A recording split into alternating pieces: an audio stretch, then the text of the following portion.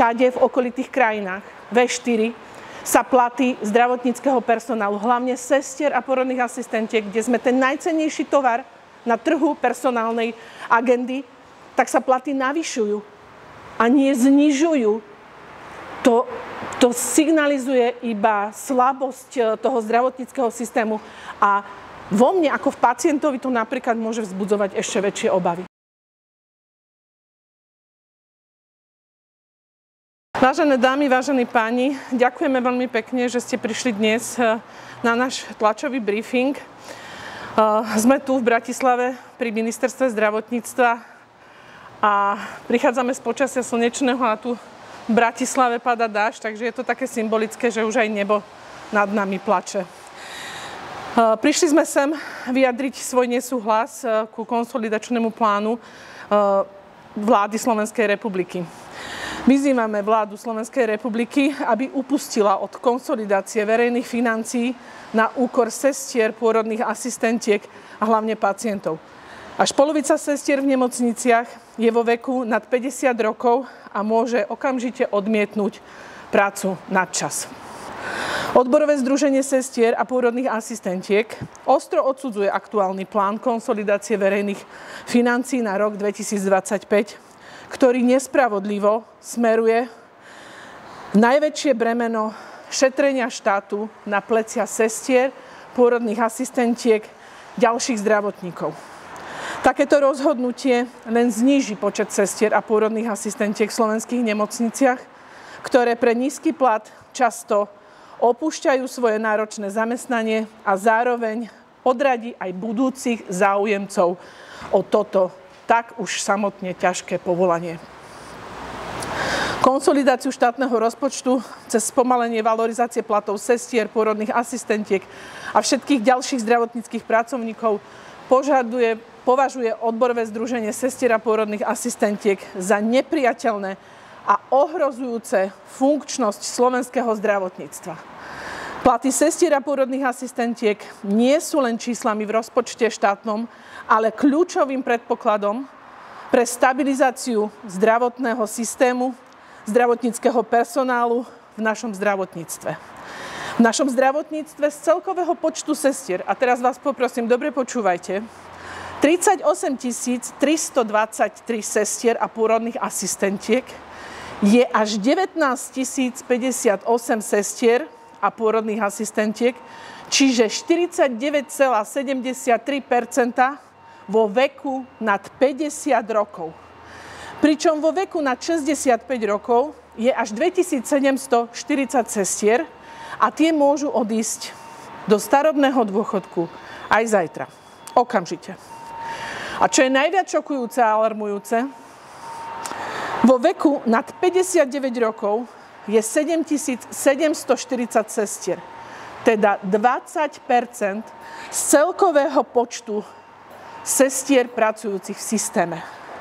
V praxi to znamená, že ani nie do roku 2030 príde Slovensko o 20% tohto dôležitého povolania sestier a pôrodných asistentiek.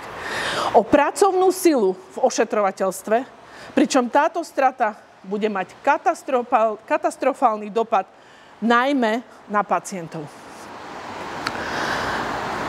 Vláde pripomíname, že sestry nad 50 rokov nemajú zákonnú povinnosť vykonávať svoju prácu v nadčasoch. A preto môžu vypovedať nadčasy ihneď. Takýto stav by enormne zaťažil chod nemocničných oddelení, kde by pre nedostatok zdravotníckych pracovníkov nemal kto slúžiť. Preto vyzývame vládu na čele s jej predsedom Robertom Ficom, aby svoje návrhy na finančnú konsolidáciu štátneho rozpočtu na úkor sestier, pôrodných asistentiek a ďalších zdravotníkov zmenila a nešetrila na už dnes vyčerpanom zdravotníckom personále. Jednoznačne preto odborové združenie sestier a pôrodných asistentiek odsudzuje tieto kroky, ktoré podkopávajú prácu tých, ktorí sú pre fungovanie zdravotníckeho systému na Slovensku nenahraditeľní. Nedostatočné finančné ohodnotenie sestier a ďalšieho zdravotníckeho personálu priamo ohrozuje nielen ich životné podmienky, ale aj kvalitu poskytovanej zdravotnej starostlivosti pre slovenských pacientov.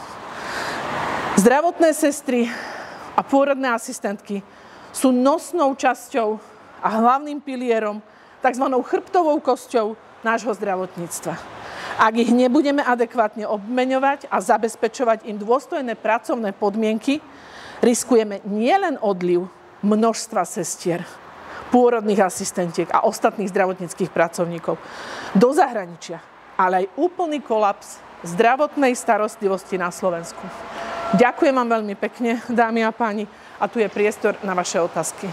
Skutočne sme pristúpili ku tomu seriózne a upozorňujeme vládu Slovenskej republiky, že sestry už teraz začínajú tvoriť vlastne jednotlivé formuláre pre jednotlivé nemocnice, kedy naozaj hlavne tam, kde teda máme zastúpenie sesterských odborov, ale môžu sa pridať aj ostatné sestry, naozaj môžu vstúpiť do odborov, môžeme ich zastrešiť a v podstate vyjednať s nimi prácu na čas, aby po 50-ke nemali. Ďalšie sú tam možnosti, čo nám legislatívna úprava dovoluje, ale skutočne prikročíme aj k takémuto kroku, pretože my sme začali rokovať s ministerkou zdravotníctva o tom, že treba sestry zastabilizovať, navýšiť im finančné prostriedky, namotivovať mladých ľudí, aby študovali toto povolanie a nie len, že ho vyštudovali, ale aby prišli aj pracovať do tých slovenských nemocníc, aby to boli naozaj skutočne zariadenia, budovy, kde budú život zachraňovať a nie, že im zoberieme z ich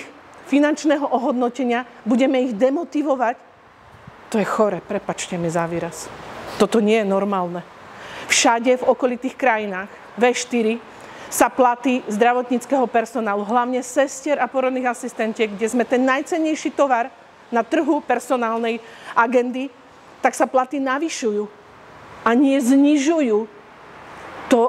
To signalizuje iba slabosť toho zdravotníckeho systému a vo mne ako v pacientovi to napríklad môže vzbudzovať ešte väčšie obavy. Už teraz je to na hrane. Viete veľmi dobre, že stabilizačným príplatkom bolo vlastne ako keby zastabilizované na 3 roky zdravotnícky personál. Avšak si uvedomme, že tento stabilizačný príplatok bude platiť v tom systém, ten príspevok už len 1 rok.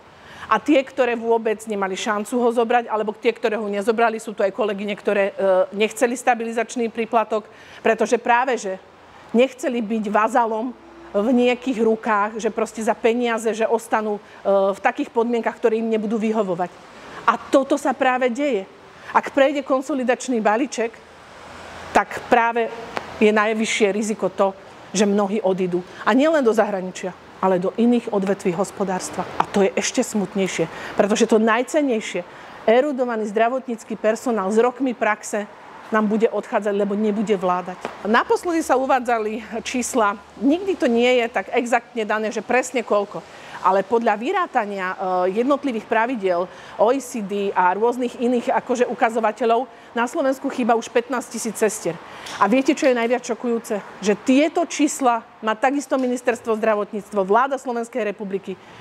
Tu je 7700 sestier vo veku po 59 rokoch. Môžu ísť do predčasného dôchodku. To je absolútny hazard vládnych inštitúcií, aby vôbec rozmýšľali o tom, že znížia platy zdravotníckym pracovníkom, ktorí môžu odísť. Odísť, lebo už majú zaslúžený nárok na odpočinok. To je nemysliteľné. A kto ostane v tých nemocniciach? Kto? A vy ste už žiadali pani ministerku o stretnutie? Veď my sme už boli na stretnutí s pani ministerkou, kde sme predložili naše podmienky, že chceme navyšovanie platov, hlavne zvyšovanie koeficientov pre nové sestry, pre nový, mladý, nádejný personál. Pretože naozaj koeficient 1,0 nie je motivačný na výkon takéhoto ťažkého povolania. A zrazu sa dozvieme, že nám sa ide ešte brať zdravotníkom. To je aká motivácia? Na poslednej odvetvovej tripartite, keď sa riešili platy zdravotníckych pracovníkov, tak proste sme nedostali žiadnu odpoveď.